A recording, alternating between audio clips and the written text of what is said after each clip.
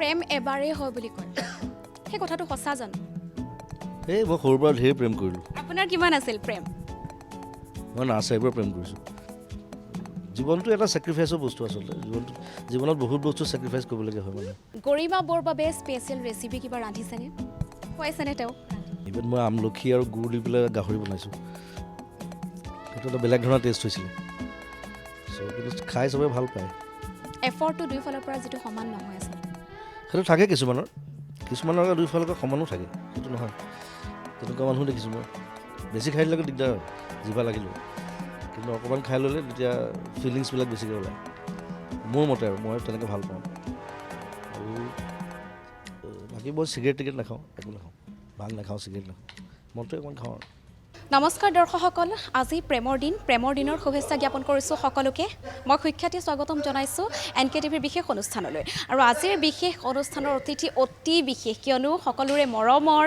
অসমবাসীৰ প্ৰেম হাৰ্টথ্ৰব জুবিন গাৰ্গ আমাৰ লগত উপস্থিত আছে জুবিন দাৰ লগত প্ৰেমৰ কথা পাতিম তেওঁৰ জীৱনৰ প্ৰেম কেনেকুৱা আছিল বা প্ৰেমৰ গীতৰ বিষয়ে সকলোবোৰ আলোচনা কৰিম চাই থাকক এই অনুষ্ঠান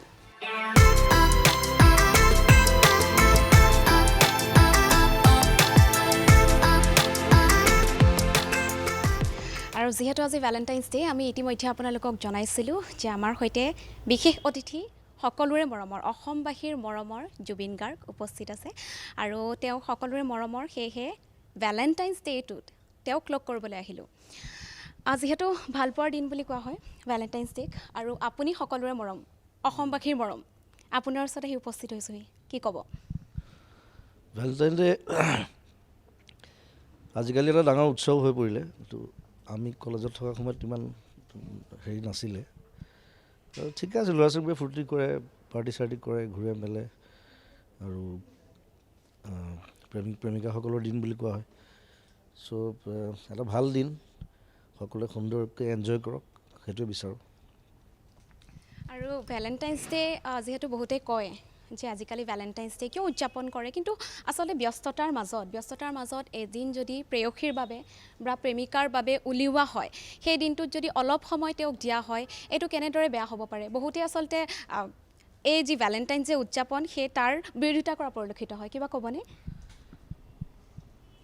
বিৰোধিতাৰ কথা নাহে আৰু এইবাৰ তাতে সৰস্বতী পূজা পৰিছে গতিকে দুটা উৎসৱ একেলগে চ' এটা উখল মাখল পৰিৱেশ চাৰিওফালে আৰু মই বেছি ওলাই মেলি নাযাওঁ এইবিলাকত কিন্তু সাধাৰণতে ষ্টুডিঅ'তে থকা হয় বেছিকৈ তথাপি ভাল লাগে নামটো শুনিয়ে ভাল লাগে ভেলেণ্টাইন এইটো ফ্ৰান্সৰ এগৰাকী ৰাণীৰ নামত আছে গোটেই দিনটো জুবিন দা আমি অকণমান অতীতলৈ উভতি যাব বিচাৰিম আপোনাৰ গান আপুনি যেতিয়া আৰম্ভণি কৰিছিল সেই সময়ত প্ৰেমৰ বাবে গান ৰচিছিল নে কিবা গীত প্ৰেমৰ গানটো ঢেৰ লিখিছোঁ মই এতিয়াও লিখি আছোঁ সেই সময়ৰ প্ৰথম গীতটো প্ৰেমিকাৰ বাবে আপুনি ডেডিকেট কৰিছিল নেকি তেনেকুৱা নহয় মোৰ এগৰাকী গাৰ্লফ্ৰেণ্ড আছিলে JP কলেজত তেতিয়া কেইটামান গান কৰিছিলোঁ মই মানে তাইৰ লগত প্ৰেম চলি থাকোঁতে তাৰে দুটামান মোৰ এতিয়া মনত নাই মই বহুত দিন হ'লতো সেইকেইটা গান মই আচলতে মই ৰেকৰ্ডিঙো নকৰিলোঁ আৰু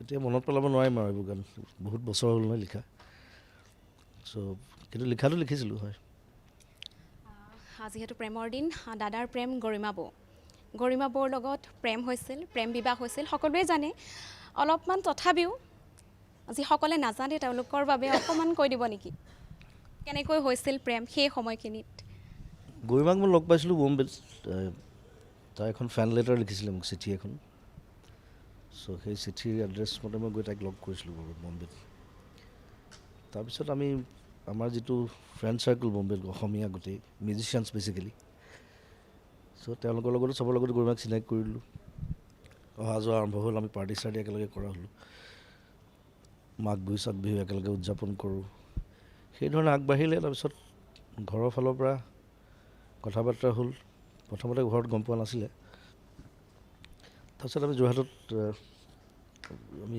ডিচিশ্যন ল'লোঁ যে বিয়া পাতিম বুলি কাৰণ সেই সময়তে জংকী ঢুকাইছিলে আমি জংকী ঢুকোৱাৰ একমাহ পিছত আমি বিয়া পাতিছোঁ আৰু আচলতে বিয়াখন গোটেই জংকীয়েই দায়িত্ব লৈছিলে চব কামৰ, কাপোৰ কানিৰ পৰা আৰম্ভ কৰি চব। চ' সেইকাৰণে মই বিয়াখন নিপিছুৱালোঁ, বোলো তাই ঢুকালে যদিও বিয়াখন মই পাতিম। চ' সেইধৰণে বিয়া হ'ল আমাৰ, আৰু এতিয়া 22 বছৰ আমি একেলগে আছোঁ। আৰু আপুনি যিহেতু ৰান্ধি ভাল পায়, দৰ্শকসকলেও জানে আপুনি বহুত ৰন্ধাৰ ভিডিঅ' দি থাকে ছ'চিয়েল মিডিয়াত। গৰিমা বৌৰ বাবে স্পেচিয়েল ৰেচিপি কিবা ৰান্ধিছেনে, খুৱাইছেনে তেওঁক ৰান্ধি? এই ঘৰত মই অকণমান এক্সপেৰিমেণ্টেল খানা বনাওঁ, সেইকাৰণে মই যেতিয়া পাকঘৰত সোমাওঁ মানে মই কাকো সোমাব নিদিওঁ সাধাৰণতে। মই নিজে থাকোঁ, এছিষ্টেণ্ট এজন বা দুজন লৈ লওঁ, লৈ পেলাই সেই ধৰণে বিভিন্ন ধৰণৰ খানা বনাওঁ, মাজে মাজে বনাই থাকোঁ। সময়টো কম পাওঁ, কিন্তু ফটকৈ মন গ'লে কিবা এটা বনাই দিওঁ, আৰু খাবলৈ ভালেই হয়, ভাল পায় চবে। আৰু আপুনি প্ৰথমবাৰৰ বাবে মাছ আৰু মাংস একেলগে বনাইছিল, খুব ভাইৰেল হৈছিল সেই ৰেচিপিটো, অকণমান ক'ব নেকি? মাছ মাংস মিক্স কৰি বনাওঁ মই কেতিয়াবা কিবাকিবি, কেতিয়াবা কণীও দি দিওঁ তাত, গোটেইকেইটা একেলগে হৈ যায়। খাবলৈ কেনেকুৱা হয়? খাবলৈ ভাল হয়, বঢ়িয়া হয়। গাখীৰ দি মাংস বনাওঁ, তাৰপিছত আমাৰ ৰবাব টেঙাৰ পাত ইউজ কৰি পেলাই চিকেন বনাওঁ। সেইবিলাক বনাব নাজানিলে আকৌ বেয়া হয় খাবলৈ। চ' সেইবিলাক মই নিজৰ আইডিয়া কৰি কৰি বনাই থাকোঁ মাজে মাজে। আৰু ইভেন মই আমলখি আৰু গুড় দি পেলাই গাহৰি বনাইছোঁ, সেইটো এটা বেলেগ ধৰণৰ টেষ্ট হৈছিলে। চ' কিন্তু খাই চবে ভাল পায়। আৰু দেউতাই অলপ ভয় কৰে, দেউতাই সোধে মই বনালে কি কি দিছা বুলি সোধে। মই বোলো চব ভাল বস্তু দিছোঁ, খোৱা তুমি চিন্তা কৰিব নালাগে। কিন্তু সোধে মানে, দেউতাই দেখে মই যি টি বস্তু দি দিওঁ। চ' কিন্তু খাই ভাল পায়, খায়। দাদা, যিহেতু প্ৰেমৰ দিন, সেয়েহে আকৌ প্ৰেমৰ প্ৰশ্নলৈ আহিছোঁ। প্ৰেম এবাৰেই হয় বুলি কয়, সেই কথাটো সঁচা জানো? সেই মই সৰুৰ পৰা ঢেৰ প্ৰেম কৰিলোঁ। আপোনাৰ কিমান আছিল প্ৰেম? মই নাৰ্চাৰীৰ পৰা প্ৰেম কৰিছোঁ। নাৰ্চাৰীৰ পৰা প্ৰেম কৰা সদ্যহতে শুনা নাযায়। মই অলপ অভাৰ স্মাৰ্ট আছিলোঁ, আৰু স্কুলতো প্ৰেম হৈছে, কলেজত প্ৰেম হৈছে, তাৰপিছত লাষ্টত মই গৰিমাক লগ পাইছোঁ বম্বেত। চ' প্ৰেম থাকে মানুহৰ জীৱনত, এবাৰেই হয় বুলি ক'ব নোৱাৰে প্ৰেম, কাৰণ চব মানুহৰ পাৰ্চনেলিটি বেলেগ, প্ৰত্যেকজনী ছোৱালীৰ পাৰ্চনেলিটি বেলেগ। চ' কাৰোবাক কেতিয়াবা হঠাৎ আকৌ ভাল লাগিব পাৰে, সেইটো কথা নহয়, তেনেকুৱা কথা নহয়। কিন্তু সেয়াই আৰু এটা প্ৰেমত ষ্টিক হ'ব পাৰিলে আৰু মানে খালি লাইফটো অকণমান বেলেঞ্চড হৈ থাকে, নহ'লে খেলি মেলিবিলাক হয়, কাজিয়া হয়, ডিভ'ৰ্চ হয়। চ' সেইকাৰণে অকণমান সাৱধানে প্ৰেম কৰিব লাগে। তিতা মিঠা অভিজ্ঞতা আচলতে সকলোৰে থাকে, তাৰ মাজতে সংসাৰ চলাই নিছে, আপুনিও চলাই নিছে। গৰিমা বায়ো হয়তো ছেক্ৰিফাইচ কৰিছে, বহুতখিনি আপুনিও ছেক্ৰিফাইচ কৰিছে। এই প্ৰেমত যিটো কম্প্ৰমাইজ, ছেক্ৰিফাইচ, সেইটো জৰুৰী বুলি ভাবেনে? কেতিয়াবা কৰিবলগীয়া হয়, সেইটো কথা নহয়, আৰু নহ'লে সেই বান্ধোনটো নাথাকেগৈ। আৰু বান্ধোনটো যদি নাথাকে, জোৰ জবৰদস্তি টানি আজুৰি সংসাৰ চলোৱাটো বৰ টান কাম।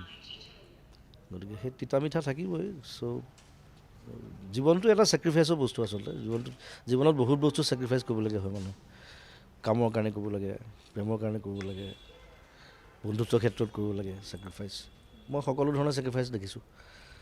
চ' ছেক্ৰিফাইচটো এটা ইম্পৰ্টেণ্ট বস্তু। আৰু এটা কথা খুব চৰ্চাত থাকে যে প্ৰেম যেতিয়া হয়, বছৰ বছৰ যেতিয়া হৈ যায়, বা বিবাহ পাশত আবদ্ধ হোৱাৰ পাছত আমনি পায় বুলি কয়, যিটো কথা খুব চৰ্চাত থাকে যে বিয়া হোৱাৰ পাছত 10 বছৰ 20 বছৰ হৈ গ'ল, এতিয়া আৰু আমনি লাগিছে। প্ৰেমত আমনি লাগিব পাৰে জানো আপোনাৰ মতে? আমনি নালাগে, সেইটো নিজৰ কোঅপাৰেশ্যন আৰু কোঅৰ্ডিনেশ্যনটোৰ কথা। আমনি লাগিলে দেখোন বেছিভাগ বিয়া নাথাকিলেহেঁতেন, টিকি নাথাকিলেহেঁতেন। চ' আৰু যেতিয়া ইমান বছৰ থকাৰ পিছত যেতিয়া বণ্ডিংটো থাকে, আণ্ডাৰষ্টেণ্ডিংটো বহুত ডাঙৰ হৈ যায়, আকৌ ঘপকৈ নতুন কাৰোবাৰ লগত আকৌ আণ্ডাৰষ্টেণ্ডিং কৰাটো টাইম লাগে আকৌ। চ' সেই আণ্ডাৰষ্টেণ্ডিংটোৱে আচলতে গোটেই জীৱনটো চলাই লৈ গৈ থাকে। গতিকে সেইটো ইম্পৰ্টেণ্ট কথা, আণ্ডাৰষ্টেণ্ডিং। আৰু আপোনাৰ গান শুনি বহু লোক প্ৰেমত পৰে, নতুন প্ৰজন্ম।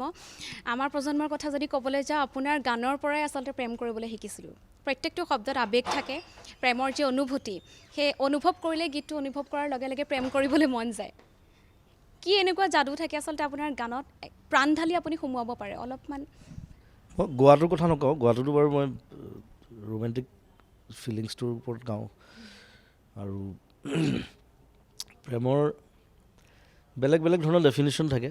চ' মই ইমান বছৰে সেইটো এক্সপ্ল'ৰ কৰিবলৈ চেষ্টা কৰিছোঁ যে এনেকুৱা ধৰণৰ প্ৰেম হ'লে কেনেকৈ হয়, কেনেকৈ লিখিব লাগিব গানটো, এনেকুৱা ধৰণৰ এটা প্ৰেম হ'লে কেনেকৈ লিখিব লাগিব। ইভেন মই এনেকুৱা গানো লিখিছোঁ য'ত এজনী ছোৱালী দুটা ল'ৰাই ভাল পায় আৰু দুটা ল'ৰাই কাজিয়া কৰি থাকে কিন্তু প্ৰেমৰ গান ইটোৱে সেইটোক গালি পাৰি থাকে আৰু সেইটো মই পাপনৰ লগত কৰিছিলোঁ বহুত বছৰ আগতে সেইটো চাগে বোধকৰ মই জনাত পাপনৰ প্ৰথম অসমীয়া গান মই জোৰ জবস্তি গোৱাইছিলোঁ তাক মই বোলো এনেকুৱা এটা গান লিখিম য'ত তুমিও কোনোবা সেইজনী ছোৱালী ভাল পাবা ময়ো সেইজনী ছোৱালী ভাল পাম আৰু আমাৰ দুটাৰ মাজত কাজিয়া চলি থাকিব গতিকে সেই বেলেগ বেলেগ ধৰণৰ ডেফিনেশ্যন সেইবোৰ এক্সপ্ল'ৰ কৰিবলৈ চেষ্টা কৰিছোঁ বিভিন্ন গানত আৰু সেইকাৰণে চাগে মানুহে ভাল পায় মানুহে বেলেগ পায় আৰু বিশেষকৈ নতুন প্ৰজন্মই নিজক ৰিলেট কৰিব পাৰে তাৰ লগত আৰু পাগল প্ৰেমিক বুলি যিটো কয় আচলতে বহু ক্ষেত্ৰত দেখিবলৈ পোৱা যায় প্ৰেমিক প্ৰেমিকাৰ মাজত এক পক্ষে খুব পাগল থাকে আৰু আনফালে অলপমান কম সেইটো প্ৰেম হ'ব পাৰেনে এফৰ্টটো দুয়োফালৰ পৰা যিটো সমান নহয় আচলতে সেইটো থাকে কিছুমানৰ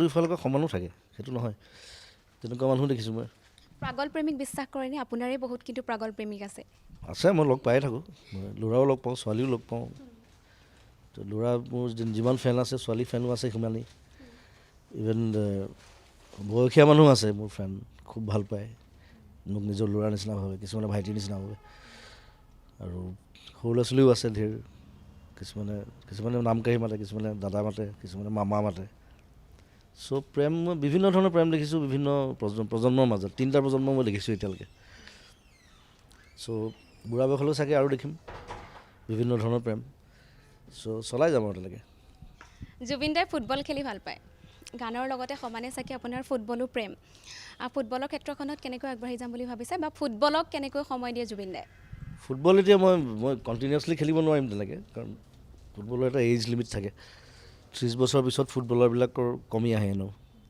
কিন্তু মই টীম বনাই লৈছোঁ আমি ছ'চিয়েল ছাৰ্ভিচ কৰোঁ আমি চেৰিটিৰ কাৰণে আমি খেলোঁ বিভিন্ন জেগাত ভাল টীমৰ লগতে খেলোঁ কেতিয়াবা জিকিছোঁ কেতিয়াবা হাৰিছোঁ কেতিয়াবা হৰা জিকাটো ডাঙৰ কথা নহয় কিন্তু সেই ফূৰ্তিটো একেলগ হওঁ যেতিয়া আমি এটা বেলেগ জেগাত গৈ পেলাই খেলোঁ এটা ক্লাবৰ লগত বিভিন্ন মানুহ আহে চাবলৈ হাজাৰ হাজাৰ দৰ্শক আহে আৰু তাৰপৰা যিটো পইচা আমি ইনকাম কৰোঁ সেই পইচাটো আমি কলাগুৰু আৰ্টিষ্ট ফাউণ্ডেশ্যনত আমি জমা কৰোঁ আৰু তাৰ পৰা সেই বিভিন্ন মানুহক আমি হেল্প কৰিবলৈ চেষ্টা কৰোঁ বিভিন্ন যিকোনো মানুহ হ'ব পাৰে ষ্টুডেণ্ট হ'ব পাৰে বেমাৰী হ'ব পাৰে বেমাৰটো অসংখ্য হেল্প কৰিছোঁ এতিয়া অলপ পিছত এজনী ছোৱালী আহিব তাই পঢ়াৰ খৰচটো দিবলৈ দিগদাৰ হৈছে ডিগ্ৰী পঢ়ি আছে চ' তাইক আজি মই কলাগুৰুৰ ফালৰ পৰা এখন চেক দিম চ' সেই ধৰণে সহায় কৰি আহিছোঁ আৰু ফুটবলটো মই ভাবোঁ যে পৃথিৱীৰ আটাইতকৈ ডাঙৰ খেল আৰু আমাৰ খালি দুখ লগা কথা এটা যে আমাৰ ইণ্ডিয়ান টীম নাই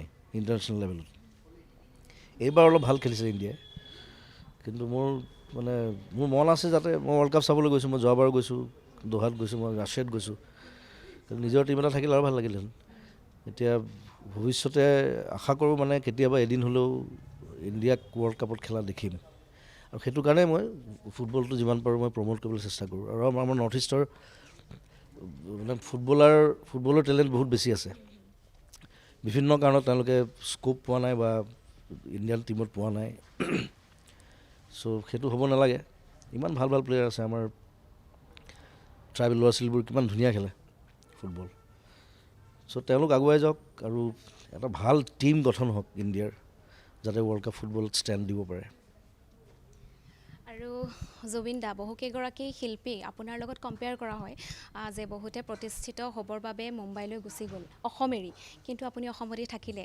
আৰু সেয়েহে অসমবাসীৰ সদায় প্ৰথম প্ৰিয় আপুনি হৈ ৰ'ল এইবুলি ভাবেনে যে অসমবাসীৰ বাবে আপুনি ৰৈ গ'ল নে কিহৰ বাবে আপুনি আচলতে মুম্বাইত প্ৰতিষ্ঠিত হোৱাৰ কথা নাভাবিলে মুম্বাইত মই প্ৰতিষ্ঠিত হৈছিলোঁ ধুনীয়াকৈ আৰু মই একদম পিক টাইমত এৰি থৈ গুচি আহিছোঁ মই 12 বছৰ থাকিলোঁ তাত 100খনতকৈ বেছি চিনেমা গান গাইছোঁ 100-150মান চিনেমা কিন্তু মই গুচি অহাৰ কাৰণ এটা আছে সেই সময়ত অসমীয়া চিনেমা ইণ্ডাষ্ট্ৰিটো বৰ বেয়া অৱস্থা হৈছিলে চ' মই ৰিস্ক ল'লোঁ মই ভাবিলোঁ যে গানৰ কাৰণে ইমান কৰিছোঁ এতিয়া চিনেমাৰ কাৰণে কৰোঁ এখন ডাঙৰ চিনেমা বনাওঁ বিগ বাজেট আৰু চিনেমাৰ যিটো এৱেৰনেছ অসমীয়া চিনেমা চোৱা উচিত সেই এৱেৰনেছটো ক্ৰিয়েট কৰাৰ কাৰণে মই ঘূৰি আহিলোঁ আহি মিছন চাইনা বনালোঁ মিছন চাইনা খুব ধুনীয়া ডাঙৰ ছাকচেছ হৈছিলে সেই সময়ত মই ফেষ্টিভেল কৰি পেলাইছিলোঁ মিছন চাইনা চোৱাটো তাৰপিছত মিছন চাইনা কৰাৰ লগে লগে মই ছিৰিয়াছলি এক্টিঙত সোমাই দিলোঁ মই তাৰপিছত আকৌ কাঞ্চনজংঘা কৰিলোঁ ৰাজনীতি কৰিলোঁ ডক্টৰ বেজবৰুৱা কৰিলোঁ এখনৰ পিছত এখন কৰি আছোঁ এতিয়া স্বীকাৰ কৰি আছোঁ মই হয় স্বীকাৰৰ কথা সুধিম বুলি ভাবিছিলোঁ চিনেমাৰ কথা যিহেতু আহিছে প্ৰথম চিনেমা অসমীয়া বোলছবিৰ ক্ষেত্ৰত নতুনকৈ আকৌ দৰ্শকসকলে আঁকোৱালি লৈছিল প্ৰথম আপোনাৰ মিছন চাইনা। তাৰপিছতে আচলতে ঢৌ হ'ল যে অসমীয়া চিনেমা চাবলৈ ফুটবল হলত, চিনেমা হলত। এইবাৰ আপোনাৰ নতুন পৰিকল্পনা চিকাৰ বুলি গম পাইছোঁ, চিকাৰ বিষয়ে অলপ জনাব। আৰু কিছুমান মিছন চাইনাৰ ক্ষেত্ৰত মই তাৰমানে আৰু কিছুমান আইডিয়া নতুন ইমপ্লিমেণ্ট কৰিছিলোঁ যে অসমীয়া চিনেমা প্ৰথমবাৰৰ কাৰণে ইণ্ডিয়াৰ চব ডাঙৰ ডাঙৰ মেট্ৰ' চিটিজ, বম্বে হওক, পুনে হওক, দিল্লী হওক, কেলকাতা হওক, চেন্নাই হওক, বেংগলোৰ হওক, চব জেগাত ৰিলিজ কৰিছিলোঁ অসমীয়া মিছন চাইনা প্ৰথমবাৰৰ কাৰণে, আৰু চবতে হাউচফুল মাৰিছিলে এসপ্তাহ। চ' সেইটো এটা খুব মানে আমাৰ কাৰণে এটা বৰ পজিটিভ দিশ মিছন চাইনা আনি দিছিলে। আৰু মই আৰু এটা কাম কৰিছিলোঁ মিছন চাইনাৰ সময়ত, প্ৰথম মই টুৰিং কৰিছিলোঁ য'ত য'ত চিনেমা হল নাই যিবিলাক অসমত, তাত মই এটা টীম বনাই দিছিলোঁ, তেওঁলোকে চিনেমাখন লৈ যায়, হল এটা লয় ভাড়া, তাৰ লোকেল ল'ৰা ছোৱালী সহযোগত, মোৰ ফেন ক্লাব বিশেষকৈ, ফেন ক্লাবৰ সহযোগত তেওঁলোকে প্ৰদৰ্শন কৰিছিলে মিছন চাইনা হওক, কাঞ্চনজংঘা হওক, তাৰপিছত ৰত্নাকৰ কৰিছিল সেই একেধৰণে যতীনে। চ' সেইটো এটা পজিটিভ দিশ আছিলে, নতুন আইডিয়া। আৰু চিকাৰ প্ৰথম অসমীয়া চিনেমা যিখনৰ 70% লণ্ডনত শ্বুট কৰিছোঁ আমি। এইখনত মই প্ৰডিউচাৰহে, মই মিউজিক প্ৰডিউচাৰ হিচাপে আছোঁ ইয়াত আৰু এক্টৰ। আৰু মই এটা কথা মন কৰিবলগীয়া যে মই প্ৰত্যেকখন চিনেমাত মই বেলেগ বেলেগ কেৰেক্টাৰ কৰি আছোঁ। যদি মন যায় পৰা চাই, তুই মোৰ মাথোমত মই এজন ষ্টুডেণ্ট আছিলোঁ, ৰোমেণ্টিক ষ্টুডেণ্ট এজন, মন যায় এটা বেলেগ কেৰেক্টাৰ, দীনবন্ধুত একেবাৰে বেলেগ কেৰেক্টাৰ এটা কৰিছোঁ, চিকাৰত আপোনাক কেনেধৰণে দেখিবলৈ পোৱা যাব? মিছন চাইনাত বেলেগ, কাঞ্চনজংঘাত বেলেগ, চিকাৰত মই ডক্টৰ বেজবৰুৱা অভিয়াছলি চবেই খুব ভাল পালে, বেলেগ ধৰণৰ কেৰেক্টাৰ এটা কৰিছোঁ। চিকাৰত মই আচলতে এজন আদিবাসী ল'ৰা, সেইকাৰণে মোৰ মেকআপ বেলেগ, মোক ক'লা কৰিছে, চুলি তুলি সলাইছে, আৰু এজন আদিবাসী ল'ৰাৰ লাভ ষ্টৰী বুলিয়ে ক'ব লাগিব, কিন্তু একশ্যন থ্ৰিলাৰ হয়, একশ্যনো আছে, আৰু বিশেষকৈ it will be called a revenge story, আৰু ৰিভেঞ্জৰ। চ' চিনেমাখন চালে গম পাব মানুহে। দৰ্শকৰ মাজলৈ কেতিয়া আগবঢ়াই গ'লোঁ, লণ্ডনত শ্বুটিং হৈছে? লণ্ডনত 70% হৈছে আমাৰ। তাৰপিছত আমি ডিমা হাছাওত কৰিছোঁ, মৰাণত কৰিছোঁ। চিকাৰ আমি প্লেন কৰিছোঁ ছেপ্টেম্বৰ 6 তাৰিখটো শুকুৰবাৰ, ছেপ্টেম্বৰ 6 তাৰিখে মোৰ কাঞ্চনজংঘা ৰিলিজ হৈছিলে। চ' আৰু ছেপ্টেম্বৰ মাহটো ভাল, তেতিয়া সাধাৰণতে হিন্দী চিনেমা ইমান নাথাকে, খালী থাকে পূৰা গোটেই মাহটো। চ' ছেপ্টেম্বৰ 6 তাৰিখ বুলি ভাবিছোঁ। এতিয়া শ্বুটিং শেষ হৈছে জাষ্ট, তাৰপিছত মোৰ বেকগ্ৰাউণ্ড মিউজিকৰ কাম আছে, গ্ৰাফিক্সৰ কাম আছে চিনেমাখনত বহুত, সেইবোৰ লণ্ডনত হ'ব, গ্ৰাফিক্স টিম আছে আমাৰ তাত। চ' সেইবিলাক চব হৈ গ'লে ছেপ্টেম্বৰত আমি উলিয়াই দিব পাৰিম চিনেমা। আমাৰ ফালৰ পৰা শুভেচ্ছা থাকিল জুবিনদাৰ নতুন ছবি চিকাৰৰ বাবে, আৰু অতি শীঘ্ৰেই আহি আছে ছেপ্টেম্বৰত। ইতিমধ্যে দৰ্শকসকলক জনাইছে জুবিনদাই ছেপ্টেম্বৰত আহিব ছবিগৃহলৈ চিকাৰ। চিকাৰত জুবিনদায়েও অভিনয় কৰিছে, আৰু জুবিনদাৰ সৈতে ধ্যানী বাক দেখিবলৈ পোৱা যাব ন? ধ্যানী আছে, আমাৰ সিদ্ধাৰ্থ আছে, যাক কে বুলি মাতে চবে বেহৰবাৰী। সিদ্ধাৰ্থ আৰু মই প্ৰথমবাৰ এক্টিং কৰিছোঁ একেলগে, ধ্যানীও প্ৰথম চিনেমাখন। চ' ধ্যানীও ভাল কৰিছে, সিদ্ধাৰ্থটো ভালেই কৰে, চবে সুন্দৰকৈ ভালকৈ এক্টিং কৰিছে। আৰু বাহিৰৰ আৰ্টিষ্টো আছে, ব্ৰিটিছ এক্টৰ আছে, এজন ফ্ৰান্সৰ আছে, এজন বম্বেৰ আছে, তেনেকৈ গোটেই টীমটো মানে তেনেকুৱা, মানে কোনোবা পাকিস্তানৰ পৰা কোনোবা আহি কাম কৰিছে, পাকিস্তানৰ, কোনোবা বাংলাদেশৰ, কোনোবা আৰবৰ, কোনোবা জাৰ্মানীৰ, কোনোবা লণ্ডনৰ। চ' এটা সমাহাৰ ঘটিছে গোটেই চিনেমাখনত। আৰু চিকাৰ শেষ হোৱাৰ মানে ৰিলিজ হোৱাৰ লগে লগে মই ৰৈ ৰৈ বিনালে ষ্টাৰ্ট কৰিম, মোৰ নিজৰ যিখন, সেইখন মই স্ক্ৰিপ্টিং কৰি আছোঁ এতিয়া। আমি ছবিৰ কথা পাতিলোঁ, আকৌ পুনৰ প্ৰেমৰ কথালৈ আহিছোঁ। দুটামান কথা সুধিম আৰু, গৰিমা বৌক উলিয়াই নিছিল নে অলপ ফুৰিবলৈ? নাই, গৰিমা খুব বিজি আছে। এখন আমাৰ মুনীন বৰুৱাৰ ওপৰত এখন বায়'পিক চিনেমা হৈ আছে, যিখনৰ নাম ভাই মন। চ' সেইখন মুনীন দাৰ লাইফ ষ্টৰী। চ' কেৰেক্টাৰ বহুত বেছি, 100তকৈ ওপৰ কেৰেক্টাৰ। তাত এজন জুবিন গাৰ্গো আছে আকৌ, সেইটো যদি মই নকৰোঁ বেলেগে কৰিব। চ' সেইকাৰণে সেইখন চিনেমালৈ গোটেই তেওঁলোক বিজি হৈ আছে। চিকাৰৰ কাম শেষ কৰাৰ লগে লগে তাত গোটেইবিলাক অফিচত বহি বহি সেইবোৰ কাপোৰৰ কাম কৰি আছে, কিবা কিবি কৰি আছে। চ' তেনেকৈ একো প্লেন নাই, আৰু মইতো ষ্টুডিঅ'তে থাকিম। আৰু তথাপিও শেহতীয়াকৈ কি ডেটত গৈছিল গৰিমা বৌৰ লগত, মনত আছেনে? ডেটত যোৱা নহয় আচলতে, মইতো ঘূৰি ফুৰোঁ মই বিভিন্ন দেশ। তেতিয়া ক'ৰবাত কেতিয়াবা গৰিমা যায়, কেতিয়াবা নাযায়। এতিয়া আমি আকৌ জুনত যাম, হেৰি কানাডা যাম, কিন্তু এইবাৰ গৰিমা নাযায়, মই আৰু সিদ্ধাৰ্থ যাম, মোৰ মেনেজাৰজন। চ' সেই বাহিৰত ঘূৰি ফুৰোঁতে আমি আৰু বিভিন্ন দেশত বিভিন্ন জেগাত প্ৰায় বহুত দেশ ঘূৰিলোঁ, 32খনমান দেশ ঘূৰিছোঁ। চ' সেই তেনেকৈ ফুৰা হয় আৰু ফূৰ্তি ফাৰ্তা হয়, বন্ধু বান্ধৱ লগ পাওঁ, সেইটোৱে মজা। আৰু জুবিনদাৰ এটা কথা আছে, বহুতে কয় যে মাদক দ্ৰব্য সেৱন কৰাৰ পাছতহে জুবিনে খুব ধুনীয়াকৈ গান গায়, কথাটো সঁচা নেকি? মাজতে বাঢ়িছিলে, এতিয়া তেনেকুৱা নহয়। এতিয়া যিখিনি দৰকাৰ সেইখিনি খাওঁ, অকণমান জোচৰ কাৰণে, অকণমান পেশ্যনৰ কাৰণে অকণমান দৰকাৰ হয়। গান ভালকৈ গাব পাৰে নেকি বাৰু, কথাটো সঁচা নেকি?